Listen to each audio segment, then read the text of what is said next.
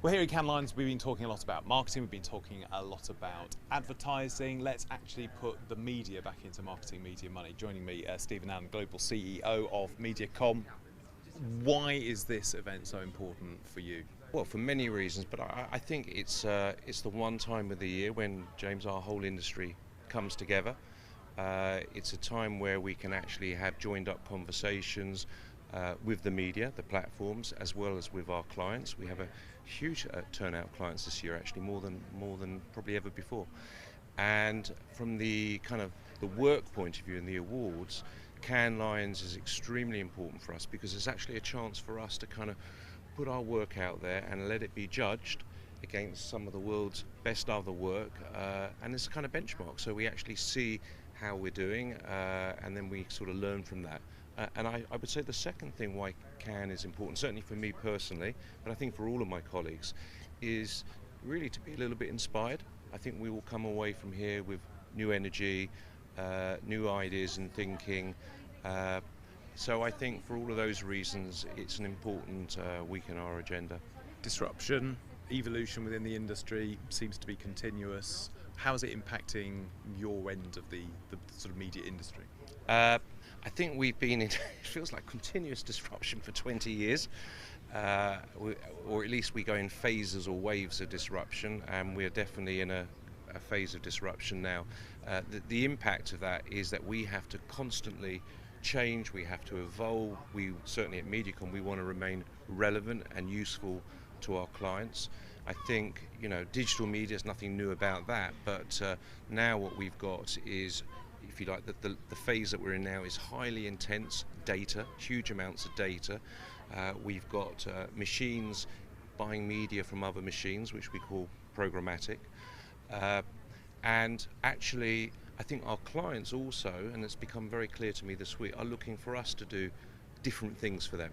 So, you would have heard conversations maybe about in-housing, and I don't think that's about clients wanting to, and I know it's not about clients wanting to do away with us or think that they can do it better. I think it's just about different roles and responsibilities, and certainly, again, to your earlier question, what we learn from a week like this is what we need to do more of, what we need to do less of, but overall I think the important thing is that with disruption you can't stand still. We're not frightened of it. I think every time a new innovation, a new way of doing something comes along, it often brings with it a wave of specialists in that particular sector. In that little, often maybe quite a narrow field. Years ago it would be mobile, then along came social media, so there were people specialising in that, and influencers, and then programmatic, kind of the whole ad tech space. And at least for me as a leader of Mediacom, it's always a little kick up the old proverbial that says, raise your game, Steve, be better in that, because in the end I think what our clients want, is simplicity. I think they want, when I say simplicity, they don't really want to have to go to 10 different companies to get a solution to their marketing challenges, but equally what they don't want to do is compromise either on anything that's kind of new or great. You put in a lot there. You talked about the challenges. Coming down the line is the greater use of AI. You talked about programmatic, but taking that the next stage. Isn't that at odds with Mediacom, that's so proudly a human-focused business? It's all over your website as being humans first, better results. Mm-hmm. Well, that's exactly, people first, better results is not something that we came up with last year. We've been talking about it for 20 years. But it feels more relevant today than ever in a world that's become so, I wouldn't say data driven, but data influenced, because everyone's got machines, everyone's got access to data, whether it's their own data, their clients' data, or all of it. But the fact of the matter is this, that when you look at data, it's a set of numbers, and it's only people that do something smart, clever, creative with those numbers. But there are tech companies that might disagree with you there. As AI improves and improves and improves, it's coming up with the solutions. Isn't that an existential risk for you? I violently disagree, because I think that actually you need the blend of the two. We want to talk about art and science, but Yeah, and we're doing all of that number crunching. We are, analysing data inside out and upside down, and using artificial intelligence as we absolutely want to, and we should be. But I still believe that interpretation of data, and for us, what we're looking for is, we're looking for understanding of people. We need to understand for our clients, what is their source of growth. So agencies used to famously talk about audiences, that's eyeballs. But what we really now are more interested in is, what are the sources of growth? Where everyone's looking for growth. Growth is slowing down generally, from globally economically. Peak everything. Yeah. So we've got to be smarter about that. But I repeat, so we identify a source of growth, and then actually, media planning and buying has always been about talking to the right people in the right place at the right time with the right message. I don't think that's changed. I think one of the interesting things is, James, you hear, I'm sure, a lot of people this week talking about dynamic creative. So what we mean by that is, rather than one creative message, variable creative messages according to audiences. We're seeing it here being demonstrated, how it can deliver 15,000 different messages kind of simultaneously.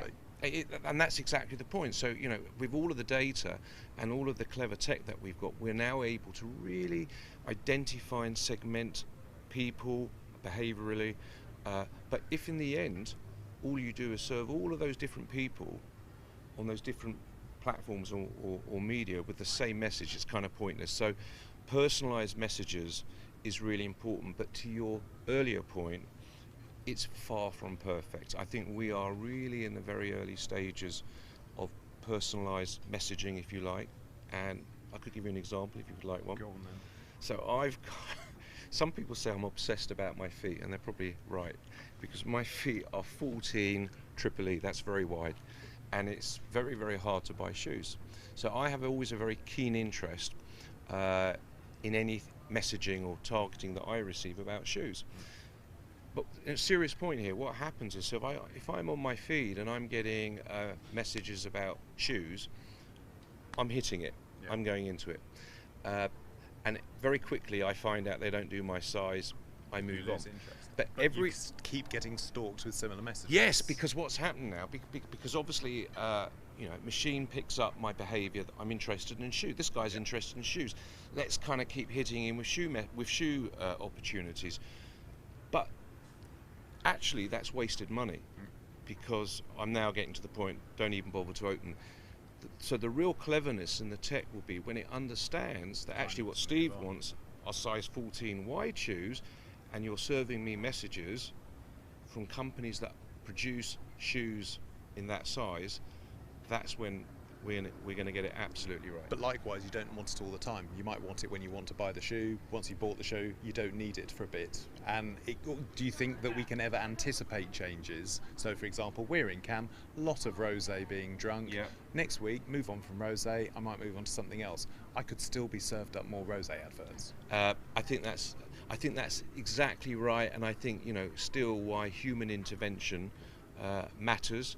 I think though AI, which is all really about incremental learning, will get better and better, and maybe I don't want to predict whether it's 2 years or 10 years from perfect solutions, but directionally it's right. But I still think that machines can serve up messages. Machines can change ingredients within the message according to those behaviours and audience or people and profiles, adapt as they see people and adapt. To them. But ideation, so the big idea, that kind of aha insight that comes out from understanding people, I think will still be for humans to be doing for many, many more years to come. So very briefly then, finally, you think you've got a lot to offer the wider group in your bit of the media world as far as your owners are concerned? And what's the direction of travel over the coming years? Okay, I absolutely think that. If I didn't think that, maybe we would shut shop and go home. But actually, what we talk about at Mediacom, our purpose being to unlock growth. So to unlock growth for our clients and for our people, and they're kind of intertwined. And actually, what we're seeing, James, is that we are making a tangible difference, not solely us, but in partnership with them and their other marketing partners in their business and their outcomes. And I hate the word performance. We talk a lot now about performance marketing.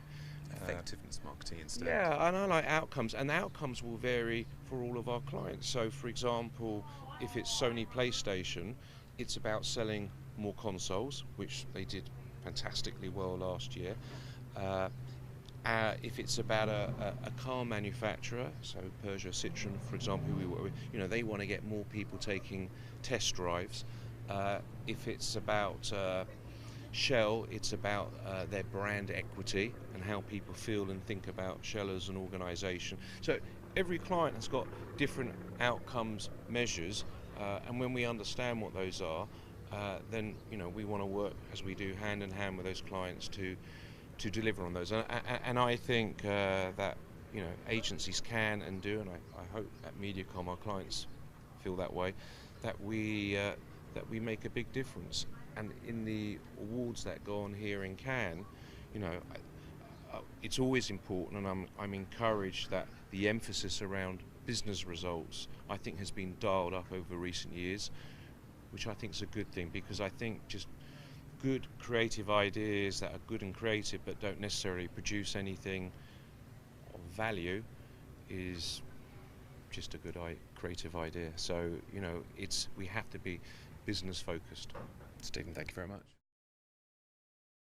Hi, I'm James Wright, and thanks for watching Marketing Media Money. You can check out more of our videos by clicking on the boxes on the screen, and don't forget to subscribe to our channel for more from CNBC International. Thanks for watching.